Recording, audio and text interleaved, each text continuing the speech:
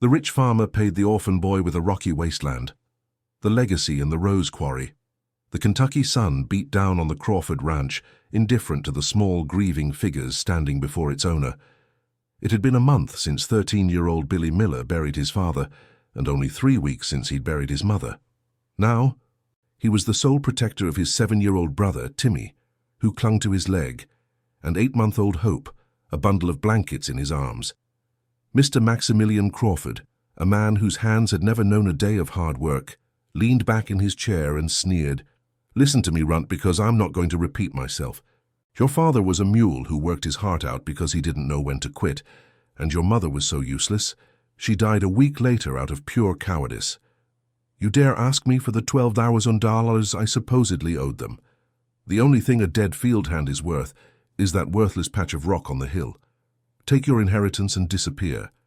And if you bother me again, I'll make one call, and tomorrow your little siblings will wake up in different state homes, the boy in Chicago, the baby in New Orleans, and I'll send you to juvie until you're 18. The tension in that room was suffocating, a weight of cruelty placed on the shoulders of a child. Before we see what Billy does next, we want to take a moment to connect with you.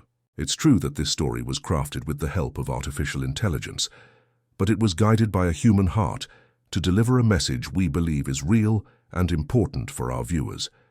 We'd love to know where you're watching from today, so please leave a comment below. If stories of resilience and justice resonate with you, consider subscribing to our channel and giving this video a like. It helps us share these powerful tales with more people. The injustice Billy faced is not just a story. It's a reflection of the silent battles many children fight when they lose their parents, facing a world that can be just as harsh as Mr. Crawford, armed only with a promise to keep their family together. Before the silence of grief settled over their small cabin, it was filled with the quiet strength of Samuel Miller. For 23 years, he had given his life to the Crawford Ranch, his body a testament to the brutal Kentucky sun and the endless demands of his boss. He was a man of few words, but his love was etched into every fence post he mended and every furrow he plowed. He often came home long after the sun had set, his muscles aching, yet he always had a moment to tousle Timmy's hair or lift a giggling Hope into the air. He taught Billy that a man's worth wasn't in his wallet, but in his word and the calluses on his hands. "Money comes and goes, son," Samuel would say, his voice rough with exhaustion but firm with conviction. "But family and dignity are forever." It was a lesson Billy absorbed like the dry earth absorbs the rain, a principle that would soon become his only shield. Grace was the gentle heart that made their harsh life bearable. She could turn a handful of flour and some garden vegetables into a feast, and her songs could soothe a crying baby when nothing else would. But Samuel's death shattered her spirit. The man who was her rock was gone, and the weight of a future without him was too much to bear. A week after they buried her husband, a fever took hold of her, fueled by a sorrow so profound it stole her will to live. With her last breaths, she pulled Billy close, her eyes pleading. "Promise me, Billy," she whispered, her voice a fragile thread. "Swear to me they'll always be together. They're your blood." He made the promise, his own grief swallowed by the sudden, terrifying weight of her words. Now the only piece of her he had left was a small, worn shawl that still smelled faintly of her, a cloth he used to wrap Hope in on the coldest nights. Just a month ago, Billy had been a boy. He'd spent his days learning from his father how to read the clouds for rain, how to listen to the sounds of the land. His biggest worry was finishing his chores before his father got home. He was strong for his age, his hands already showing the faint outlines of the calluses that defined his father's life. But in the span of one devastating week, that boy vanished. The promise he made to his dying mother became an iron chain around his heart, transforming him from a son into a guardian. He learned to mix formula for Hope with a steady hand, to change her in the dark, to recognize the difference between a cry of hunger and a cry of pain. He had to become a father to his brother and a mother to his sister, his own childhood packed away and buried alongside his parents. His siblings were his entire world now, the two anchors in his storm. Timmy, at 7, was old enough to understand loss but too young to process it. He would cling to Billy's hand, his large, serious eyes filled with a confusion that broke Billy's heart. At night he'd ask in a whisper, "Are Mom and Dad coming back soon?" And Billy would have to find the right words to comfort him without lying, a task that felt impossible. And then there was Hope, the 8-month-old baby who was a living, breathing symbol of their mother's last gift. She was completely dependent on him, her cries for food a piercing alarm that reminded him of his constant failure and his ultimate purpose. Her name was a cruel irony in their hopeless situation, yet she was the very reason he had to find a way to keep going, to fight for a future he couldn't yet imagine. The memories of their life together were both a comfort and a torment. Billy remembered the smell of his mother's stew simmering on the stove, the sound of his father's heavy boots on the porch steps, a signal that their protector was home. He remembered sitting on the floor with Timmy, listening to Samuel tell stories of his own youth, his deep voice filling their small cabin with a sense of safety and warmth. They didn't have much, but they had each other. They would sit around their small wooden table, sharing a simple meal, and for a little while, the world outside, with all its hardships, would disappear. They were a family, whole and unbroken, dreaming of a small plot of land to call their own.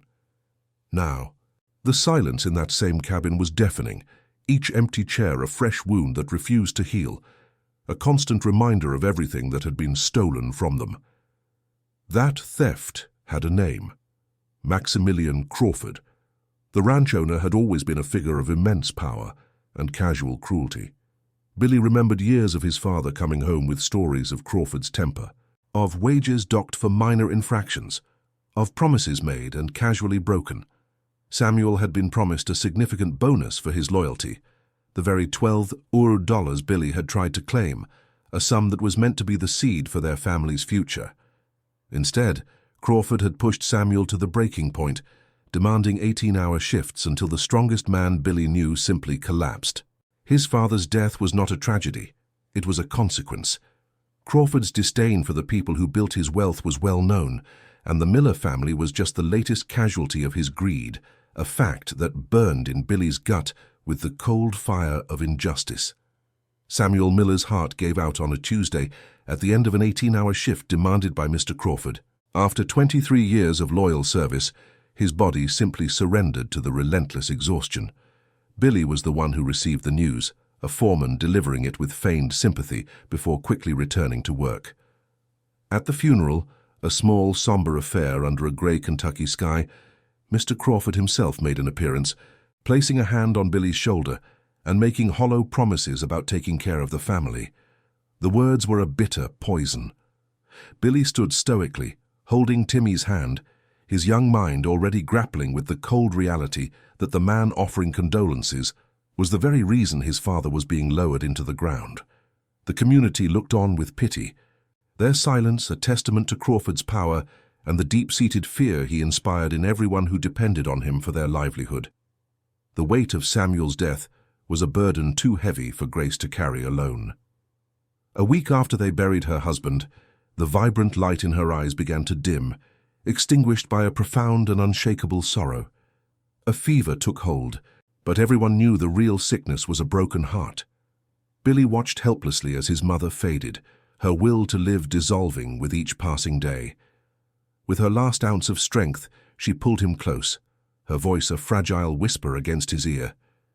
"Promise me, Billy. Swear to me they'll always be together. They're your blood." He made the vow, the words sealing his fate as the sole protector of his siblings. Her passing was the final devastating blow, leaving the three of them utterly alone in a world that suddenly felt vast and hostile. Now he had to be both father and mother, a terrifying responsibility for a 13-year-old boy. The weeks that followed were a desperate struggle for survival. The meager savings his parents had tucked away evaporated like morning mist, spent on formula for hope and small bags of flour and cornmeal. Soon the pantry was bare, and the gnawing ache of hunger became a constant, unwelcome guest in their small cabin. Timmy, trying to be brave, would sometimes ask in a small voice, "Billy, when are we going to have chicken again?" Each innocent question was a sharp jab to Billy's heart, a reminder of his failure. He knew he couldn't delay any longer. The $12 his father had earned, the money that was supposed to be their future, was their only chance. Steeling his nerves, he dressed in his cleanest patched shirt, wrapped Hope in their mother's shawl, took Timmy's hand, and began the long, determined walk to the Crawford ranch to face the man who held their fate in his hands. The Crawford mansion was a fortress of wealth, its pristine white columns mocking the poverty of the children who stood before it. Inside, Mr. Crawford sat behind a desk the size of a small boat, flanked by two of his foremen who watched with amusement. He made the children wait in silence, letting the grandeur of the room intimidate them before he even spoke. Billy held Hope tightly against his chest, feeling Timmy's small hand clutching his, and stated his purpose with a clarity that defied his age. He was there, he said, to collect the back wages owed to his father. Crawford let out a cold, dismissive chuckle that echoed off the high ceilings. He leaned forward, a cruel smirk spreading across his face, his eyes sizing up the small, defiant boy. "You've got some nerve, Runt," he began, savoring the moment, the absolute power he held over these 3 orphaned lives laid bare before him. The ranch owner's words were a cascade of pure cruelty, each one designed to strip away the last remnants of Billy's dignity. He called Samuel a mule and Grace useless, his voice dripping with scorn as he mocked their deaths. The foreman snickered, enjoying the spectacle of a child being psychologically dismantled. "And now you, a scrawny kid of 13 with 2 snot-nosed brats, you dare ask me for the $12,000 I supposedly owed them?" Crawford scoffed. He then reached into a drawer and pulled out a single folded document, tossing it onto the desk. "The only thing a dead field hand is worth is that worthless patch of rock on the hill, where not even snakes want to live," he declared, his voice booming. "Take your inheritance and disappear." The deed to the Rose Quarry, a piece of land known to be utterly barren, was his final insult, a public declaration of how little the millers' lives meant to him.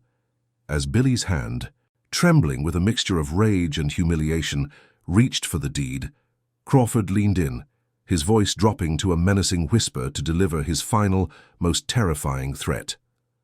"If you bother me again, I'll make one call, and tomorrow your little siblings will wake up in different state homes, the boy in Chicago, the baby in New Orleans, and I'll send you to juvie until you're 18. The threat was precise, calculated, and utterly devastating. What would you do in his place, hearing your family's destruction laid out so plainly? Billy looked from Crawford's smug face to Timmy, whose eyes were wide with fear, and then to Hope, sleeping peacefully in his arms, oblivious to the danger. Without a word, he picked up the deed, turned his back on the monster, and walked out of that room. He didn't run. He walked with his head held high, a silent vow echoing in his heart. This man would not be the end of them. The walk to the Rose Quarry was a silent funeral march for Billy's last shred of hope. When they finally crested the hill, the reality of their inheritance was a physical blow. It wasn't just land, it was a scar on the earth. The ground was a sea of jagged, pinkish-grey rocks and stubborn, thorny weeds. A dilapidated shack, little more than a pile of rotting planks, leaned precariously against the wind. The air smelled of dust and decay, a profound emptiness that seemed to swallow sound. Timmy, who had been quiet the whole way, let go of Billy's hand and looked up at the ruin. "Is this our new house, Billy?" he asked, his voice so small it was nearly carried away by the wind. Billy looked at the barren wasteland, then at his siblings, and felt a cold, hard knot of despair tighten in his chest. He had to be strong for them, but even he couldn't find a single lie to make this place seem like a home. He forced a weak smile, the muscles in his face feeling stiff and unfamiliar. "It's got a great view," he said, the words tasting like ash in his mouth. But Timmy wasn't a baby anymore. He could see the desolation for what it was. His lower lip began to tremble, and silent tears streamed down his dirt-streaked cheeks. "I want to go home," he whispered, his small body shaking. "I want Mom." The sound of his brother's grief was a knife in Billy's heart. In his arms, Hope began to fuss, her small cries echoing the sorrow that enveloped them. Billy knelt down and pulled Timmy into a tight embrace, sandwiching the baby between them. He held his family, the only thing he had left, and fought back his own wave of tears. He was their rock now. If he crumbled, they would all be washed away in the flood of their tragedy. He just had to hold on, even if it felt like he was drowning. Their first days in the quarry were a brutal education in survival. The shack offered little protection from the elements. The Kentucky wind whistled through the gaps in the walls, and the night chill seeped into their bones. Their most immediate crisis was water. The only source was a small creek, more than a mile down the treacherous, rocky slope. Each morning, Billy would strap Hope to his chest using his mother's worn shawl, hand Timmy a small bucket, and begin the perilous journey. The trip down was difficult, but the climb back up was agonizing, his young muscles screaming in protest as he carried the heavy buckets of water. He would return to the shack exhausted, his hands raw and blistered, with just enough water for Hope's formula and a few sips to quench their own thirst. This grueling ritual became the rhythm of their new life, a constant, draining battle for the most basic human need. Food was an even more desperate struggle. The few cans and bags of flour they had were gone within a week. The barren land offered nothing edible, so Billy began walking miles to neighboring farms, begging for odd jobs. He mended fences, cleared brush, and shoveled manure for a few dollars, or more often, a bag of potatoes and some eggs. Meals became a somber, calculated affair. He learned to cook over a small, smoky fire, stretching a single egg and a potato into a thin soup to feed 3 mouths. He would always fill Timmy's bowl first, then carefully prepare Hope's bottle, his movements slow and deliberate. When Timmy would ask why he wasn't eating, Billy would just smile and say, "I ate while I was working." He would then retreat into the shadows of the shack, his own stomach twisting into a tight, painful knot of hunger, listening to the sounds of his siblings eating. Word spread quickly through the rural community about the Miller orphans, the 3 children living alone on Crawford's worthless rock pile. They became a local curiosity, a tragic spectacle. People would slow their trucks as they passed the bottom of the hill, pointing up at the shack and shaking their heads. One afternoon, a neighbor, Mrs. Gable, drove up to their camp, her face a mixture of pity and disapproval. "Billy, you're a good boy, but this is no way for children to live," she said, her voice soft but her words sharp as glass. "You can't do this alone. There are good families who would take them. It would be for the best, you know. They deserve a real home." Her well-intentioned advice felt like a betrayal, confirming his deepest fear. The world didn't see a family. It saw 3 problems to be solved by separation. He just stared at her, his silence a wall she couldn't penetrate until she finally left. The threat Mrs. Gable had voiced soon took on an official form. A dusty county car, bearing the seal of Child Protective Services, navigated the rough path to their shack. A woman with tired eyes and a clipboard stepped out, her expression professionally neutral.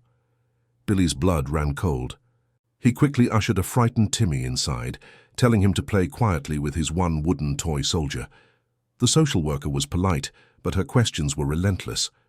Where did they sleep? What did they eat? Was the baby getting proper care? Her gaze swept over their miserable conditions, the dirt floor, the makeshift beds of rags, the pot of thin potato soup simmering over the fire. "I understand you're trying your best, son," she said, her tone gentle but final. "But I have to file a report. We may need to look at temporary foster placements for your brother and sister, just until you're on your feet." That night, after the social worker was gone, the immense weight on Billy's shoulders finally became unbearable. He waited until Timmy's soft snores filled the shack, and Hope was settled in her box-turned crib. He slipped outside into the cold, moonlit darkness and collapsed behind a large boulder, far enough away that they wouldn't hear him. The sobs he had swallowed for weeks erupted, silent, violent tremors that shook his entire body. He pressed his face against the cold stone, the rough texture scraping his skin. He looked up at the indifferent stars and spoke to the only person he could.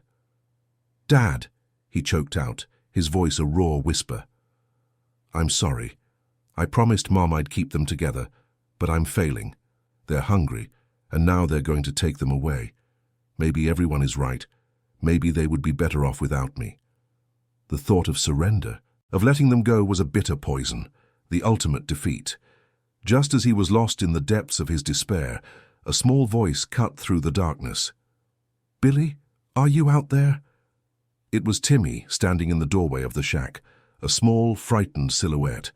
Billy hastily wiped his face on his sleeve and forced himself to stand. "I'm here, Timmy. Go back to sleep." but his brother didn't move.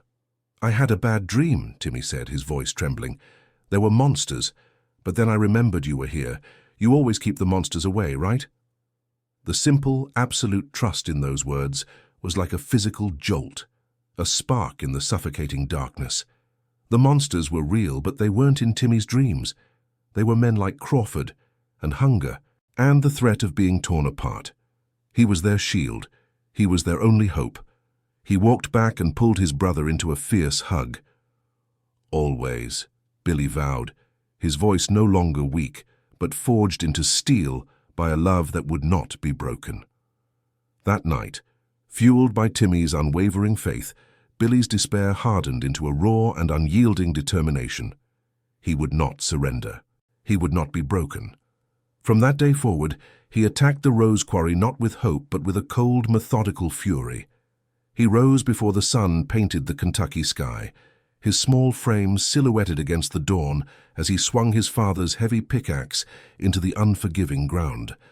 The work was brutal, a relentless cycle of shattering rock, hauling away the jagged pieces, and digging into the compacted earth. Every muscle in his body screamed in protest, his back a constant dull ache. His hands, which should have been turning the pages of schoolbooks, were now a roadmap of blisters, cuts, and deep, hardened calluses.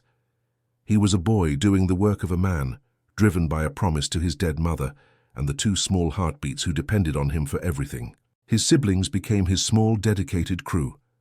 Timmy, desperate to help, would follow him with a small bucket, painstakingly collecting the smaller shards of rock that Billy dislodged.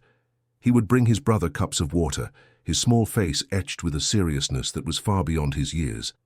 Sometimes when Billy paused to catch his breath, Timmy would put a small hand on his arm and say, "You're strong like Dad was," a simple statement that was both a comfort and a fresh wound. Hope, too young to understand, would watch from a makeshift playpen Billy had built from scraps of wood. Her occasional gurgles and giggles were the only music in their desolate world, a sound that reminded Billy precisely what he was fighting for. In the evenings, they would huddle together, exhausted, sharing a meager meal, a family forged in hardship, united by their shared will to survive. The world outside their rocky fortress remained a source of constant scorn. Mr. Crawford's foreman made it a point to drive by the base of the hill, slowing their truck to shout jeers up at the lone figure working on the slope. "Hey, runt, trying to farm rocks?" one would yell, his laughter echoing cruelly in the quiet air. "I give him another week before he comes crying to the county," another would sneer. Even some of the more distant neighbors, seeing the boy's relentless and seemingly pointless labor, would shake their heads. "That Miller boy is stubborn as his father," they'd mutter, "but you can't squeeze blood from a stone." Billy heard them all. He never shouted back. He simply gripped his tools tighter, letting their mockery fuel the fire in his belly. He would not give them the satisfaction of seeing him falter. Their doubt was just another rock he had to break. As he worked, clearing layer after layer of stone and dirt, he began to notice things that didn't quite make sense. The rocks he was piling up weren't the usual dull gray of the Kentucky hills. They had a distinct dusty rose color that seemed to deepen in the evening light.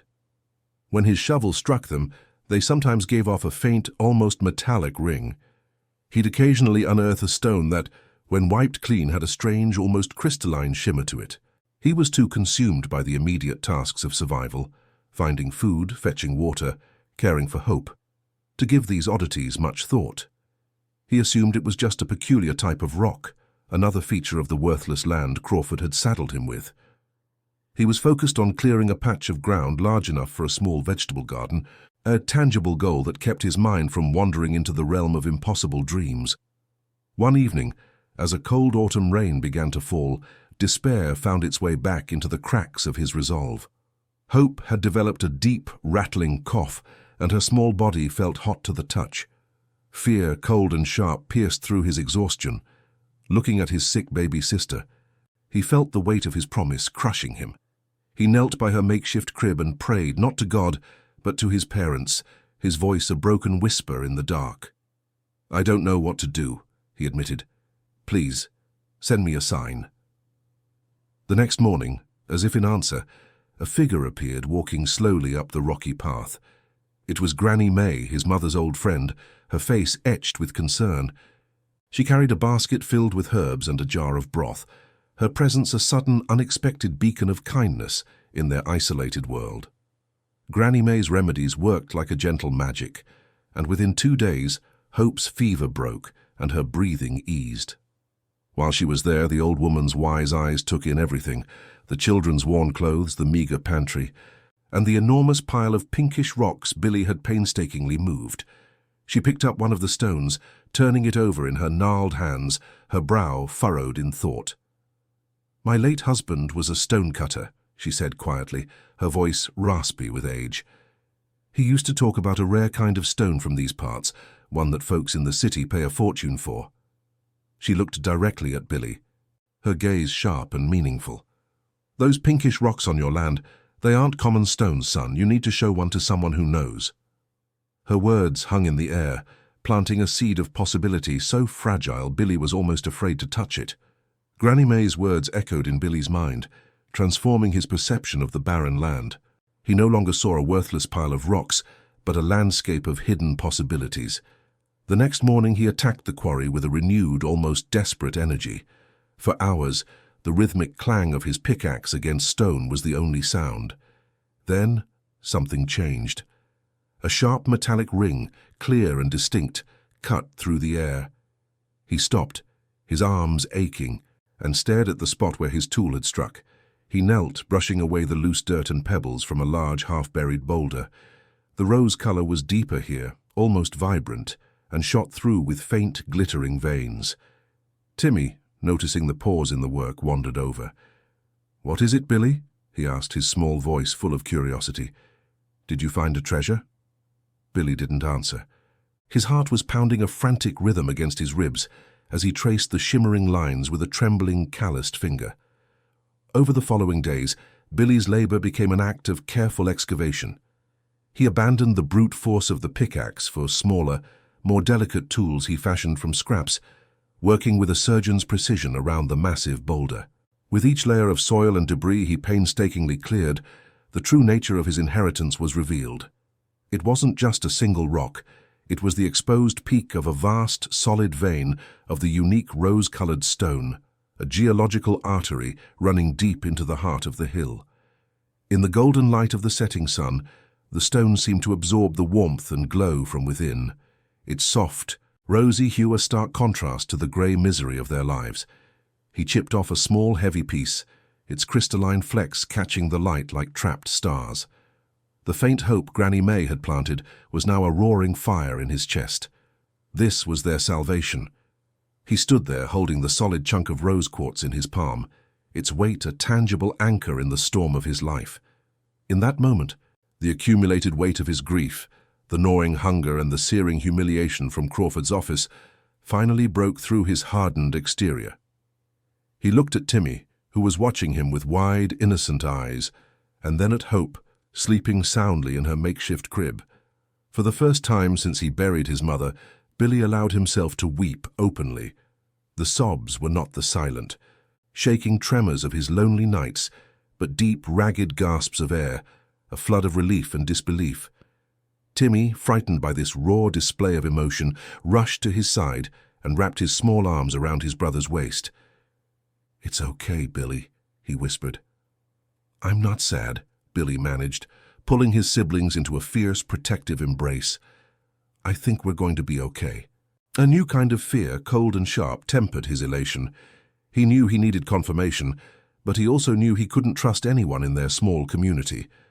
The following day, he wrapped the precious stone in a piece of his mother's shawl, tucked it deep into his pocket, and began the long walk to Lexington. He found a small, dusty office belonging to an architect, Mr. Gilbert, a man his father had once mentioned as being honest. With a pounding heart, Billy presented the stone, claiming he found it on a hiking trip. Mr. Gilbert cleaned it, examined it under a bright light, and then looked at Billy, his eyes wide with astonishment. "Young man," he said slowly, "this is rose quarry stone of the highest grade. It's incredibly rare. A quarry of this could be worth millions." The word hung in the air, electric and terrifying.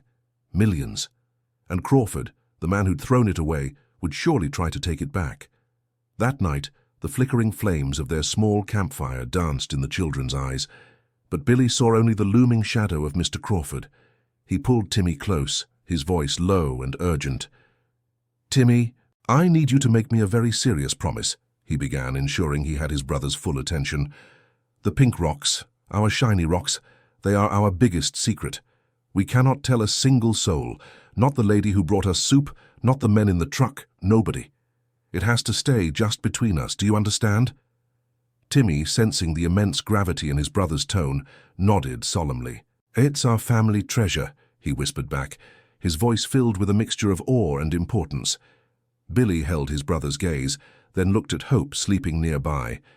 This land wasn't just a fortune, it was a weapon. It was their only chance, and he would guard this secret as fiercely as he guarded their lives. With his legal rights secured by Mr. Gilbert's lawyer, the whispers about the Miller orphan's fortune turned into a verifiable fact that spread through the county like wildfire. It wasn't long before a cloud of dust signaled the furious arrival of Maximilian Crawford's truck. He stormed up the rocky path, his face a mask of apoplectic rage, the same two foremen trailing behind him like nervous shadows. He found Billy standing calmly near the entrance to a small organized quarrying site, with Timmy and Hope watching from the safety of the shack's porch. Crawford marched right up to him, his expensive boots slipping on the very rose-colored stones he had so arrogantly discarded. He was a king who had thrown away his crown, now returning to the territory of the boy he had mocked, and the air crackled with the stark reversal of power. The battle for the Rose Quarry had finally begun on Billy's terms. "There's been a terrible mistake, Runt," Crawford snarled, his voice trembling with a mixture of greed and fury. "This land was never meant to be signed over. It's a clerical error and it belongs to me." Billy met his gaze without a flicker of fear, holding up the legally filed deed that bore Crawford's own arrogant signature. "There was no mistake, Mr. Crawford. You told me my father's life was worth nothing more than this worthless patch of rock. These were your words." Enraged, Crawford's threats escalated. "I'll see you in court. I'll have those kids taken from you for negligence." Billy's voice remained steady and clear, cutting through the bluster. "You also threatened to send Timmy to Chicago and Hope to New Orleans. My lawyer found that very interesting." The foreman visibly flinched, recognizing that the boy they once scorned now held all the cards, and their boss had just played his last losing hand. As Crawford stood sputtering, his power evaporating under the Kentucky sun, another vehicle made its way up the difficult path. It was Granny May, and behind her were several other neighbors, the same people who had once watched with pity or fear. They got out of their cars and stood a respectful distance behind Billy, their presence a silent, formidable wall of support. They weren't there to interfere but to bear witness. Crawford looked from Billy's unflinching eyes to the stoic faces of the community he had long held in his thrall. For the first time he was completely isolated, his wealth and influence rendered meaningless against the quiet dignity of the boy he had failed to break. Defeated and utterly humiliated, he turned without another word, stomped back to his truck, and sped away, leaving only a cloud of impotent dust and the quiet victory of the Miller family. The years that followed transformed the Rose Quarry into a beacon of hope. The Miller Rose Stone Company became a thriving, ethical business known for its quality and fair practices. On the hill where the dilapidated shack once stood, Billy built a beautiful, sturdy home, filled with warmth and laughter. He made sure Timmy and Hope had the childhood that had been stolen from him, with full bellies, good educations, and the unwavering security of family. Now a respected young man, Billy never forgot the hunger and desperation. He established the Samuel and Grace Miller Foundation, a charity dedicated to supporting orphaned and struggling children throughout the state, ensuring no child would have to face the darkness alone. His greatest success wasn't the fortune he'd built from the rock, but the promise he had kept to his mother. Against all odds, his family was safe, thriving, and together. Meanwhile, Maximilian Crawford's empire, built on a rotten foundation of cruelty and exploitation, crumbled. With his reputation in tatters after the story of the Miller orphans became local legend, his best workers left, and his business partners dissolved their ties. A series of arrogant, reckless investments accelerated his financial ruin. The The sprawling Crawford ranch was sold off piece by piece to cover his ever-increasing debts, until all that remained was the hollow shell of his mansion. He became a recluse, a bitter and broken man, haunted by the ghost of the multi-million-dollar fortune he had literally thrown away as an insult. The community that had once feared him now saw him for what he was, a petty tyrant whose own arrogance had been the architect of his spectacular downfall. His power had been an illusion, and without it he was simply nothing. 9 years after their last confrontation, a gaunt, stooped man appeared at the gates of the Miller Rose Quarry, humbly asking for any work he could find. Billy, now a confident 22-year-old, recognized him immediately. It was Maximilian Crawford, his fine clothes replaced by worn rags, his eyes downcast. For a fleeting moment, Billy felt the cold satisfaction of vengeance, the memory of his siblings' hunger, and Crawford's cruel sneer burning in his mind. He could have turned him away. He could have savored the moment. But then he looked over at Timmy and Hope, laughing as they played nearby, and he heard his father's voice. "Family and dignity are forever." He turned back to the broken man. "The work is hard, and the pay is fair," Billy said, his voice even. "You can start in the morning." Crawford looked up, stunned. "Why?" he whispered. Billy simply replied, "Because my father taught me better."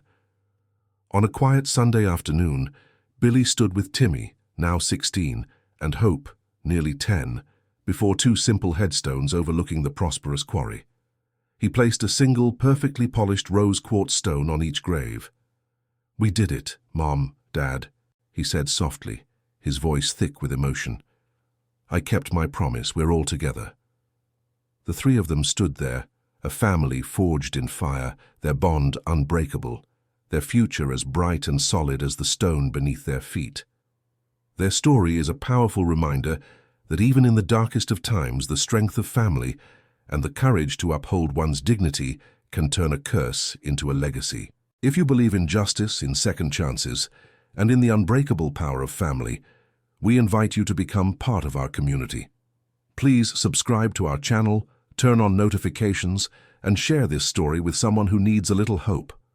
Join us next time for another tale of resilience that proves the human spirit can overcome any obstacle.